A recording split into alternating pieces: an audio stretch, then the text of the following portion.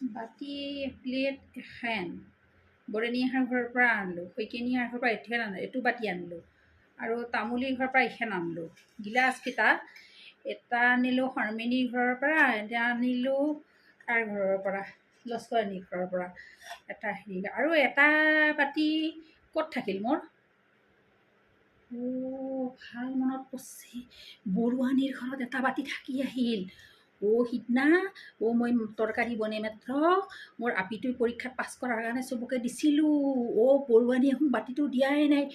আমাৰ মাইকী মানুহগিলানৰ কিন্তু এইগিলাখান বৰকে মনত থাকে, বুজি পাইছে না? অন্য কথা পাহৰি গেলিও আমি কিতেনো আমাৰ বাতিটো কাৰ ঘৰত আছে কিতেনো পাহৰি নাযাওঁ। মনত পৰছে, বৰুৱানীৰ ঘৰৰ পৰা বাতিটো আনবা যাবা লাগব। সন্ধিয়া যাই লগতে চাহ কাপো খাই আহিম, এক গুলি দুই চিকাৰ।